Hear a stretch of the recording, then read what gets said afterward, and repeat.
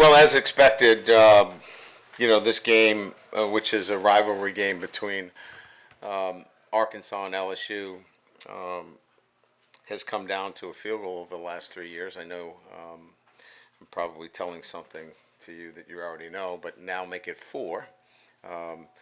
It's just the nature of two teams that in proximity playing for a rivalry trophy.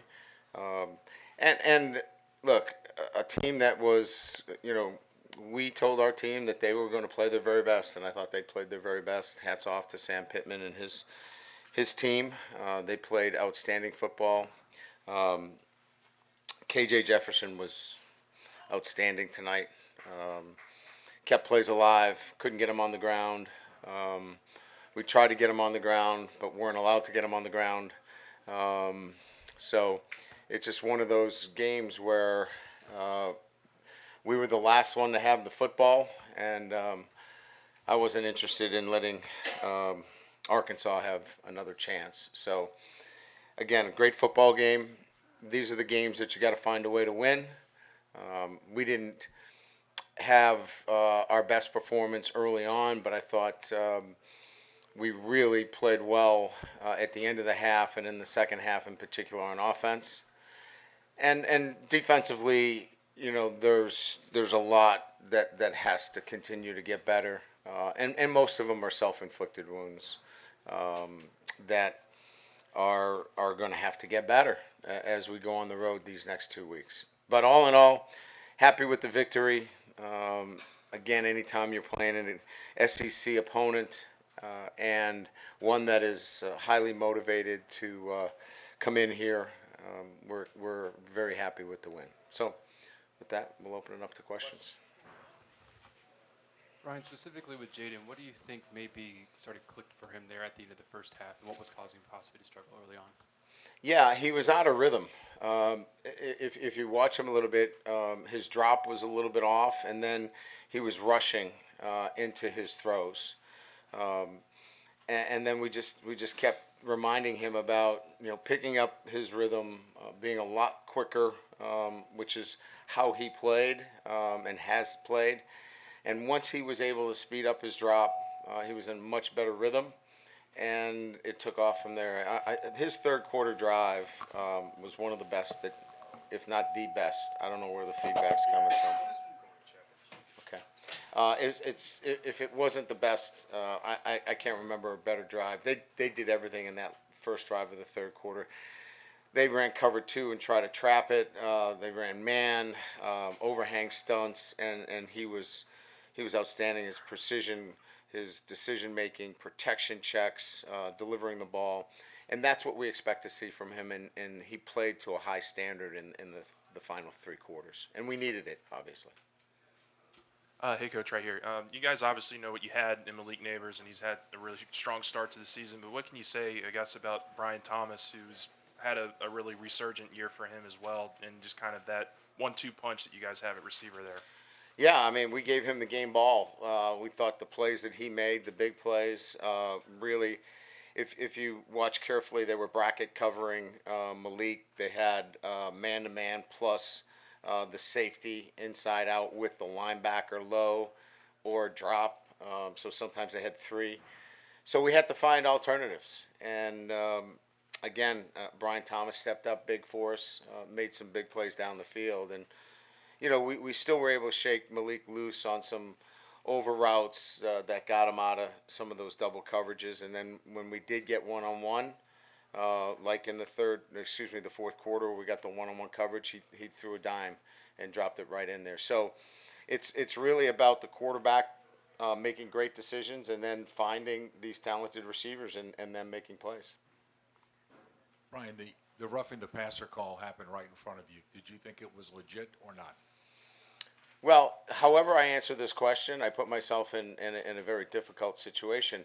All I can tell you is that there was no blow to the head. There was no blow to the neck area. He thought it was unnecessary. My response was, he's 252 pounds. You try to tackle him. We couldn't get him down on the ground. You can't bring a rope out there. And he was not trying to, do anything else but try to get him on the ground. Our supervisor officials will look at it, we'll send it in, and we'll get some kind of response from them. Coach right here, Logan Diggs, 14 carries. Can you kind of talk about, though, that last drive, just him being able to get those tough yards, and I know that's something y'all have really been looking for. Yeah, I would agree. That was obviously the drive that, we got into what we call barrier, which is, they had no timeouts. I think we ate over 5 minutes off the clock. I had no intention of giving them the ball back. I don't know if you guys wanted to, but I didn't. And so it was really just a matter of when we call barrier, we're not looking to score. We're looking to score a touchdown in that instance. We wanted to take time off the clock, put ourselves in a good position. We have great faith in our Ramos, our field goal kicker. Put him in a good position, take as much time off the clock. We got it down to about 5 seconds. And it worked out pretty good. Yeah, that last sequence of plays, would you have rather had no time on the clock? I mean, call the timeout after third down rather than after second down? We had to let the clock run all the way down to get the mathematical number to that level, or we would have risked our situation to be such that we would have had to run the field goal team out there without a timeout, and I wasn't interested to put ourselves in that kind of situation. Hey, Coach, did the time of possession that they had, did that concern you as the game went as far as defense getting tired and into the fourth quarter? I thought about it, but, we got 7 possessions in the first half. So when I looked at it at halftime and I said 7, I felt like that was going to be enough. Now, certainly we wanted more possessions because the numbers were certainly off at halftime. But I felt like if we could get 7 more in the second half, possessions weren't going to be the what would dictate the game. We just needed to make some more plays on defense and continue to play really well on offense. Coach, over here, the phrase "see ball, get ball" is used with Harold Perkins a lot. Are you seeing that kind of from Whit Weeks, and overall, what do you think of his emergence as a starter? I think this is his second start.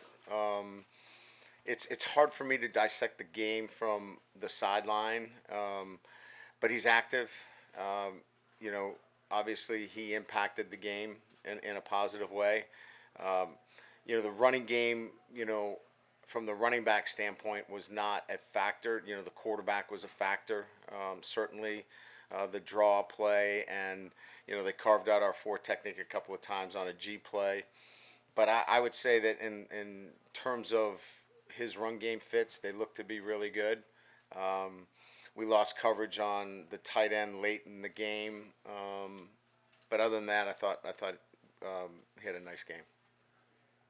Coach, back here, you mentioned about how Malik was getting double covered, but he was still able to get his touches and have a really good game with 2 touchdowns. How important is it for him to still be able to get his touches like that for the overall success of the team and then for his morale as well? Yeah, look, that's our job as coaches. You can't get your best player erased. You got to move him around, and we move him all over the place. If we just line him up in the short field, you might as well just say he's not going to get any catches, because you're just leaving him in a position where they can, in fact, take him away. They can drop the jack, they can roll the coverage, they can put the safety over the top. So we've moved him all over the place. He's played X, he plays Z, and you have to do that when you have a great player like Malik. Hey, Coach, what was Arkansas doing to sort of neutralize your guys' pass rush, at least in your opinion? Well, I think we brought mostly a 3 and 4 man rush. When we brought 5, we were able to influence the pass rush a little bit, but we had a hard time, getting him on the ground. I wasn't that concerned about the lack of a pass rush as much as I was. We didn't do a great job of getting him on the ground. So when we had chances and he got out, we missed tackles. We're young at that position, and it's an area that, we know who we are. We got to get a big guy like that on the ground. Coach, has time for 2 more, Seth. Coach, back here. Yeah. After the alma mater, you could hear the guys say, throw up your threes. Just how motivated was this group to play for Greg today? Oh, they've been motivated for Greg. He's one of our captains. He's somebody that our players love. He's in their thoughts. He's in their prayers. And as you know, we were the number 3 on our helmet, as did. I want to thank Sam Pittman and the Arkansas administration for agreeing to wear the number 3 on their helmet. Says a lot about the class that they showed in honoring Greg today. He's on everybody's minds, and we're praying for him. Hey, Coach, right here. Kind of to bounce off that. What can you say about Andre Sam and the competitive edge that he brought for you guys this game, and kind of his progression from week 1 to now? Yeah, I mean, he's an active player. He plays with a lot of energy, and we need him out there. I don't think he takes a play off. He's not a guy that he's in a rotation. There's a rotation of one. It's Andre and Andre. Again, he's a guy that we're counting on, and he's going to continue to get better. Good. Thank you.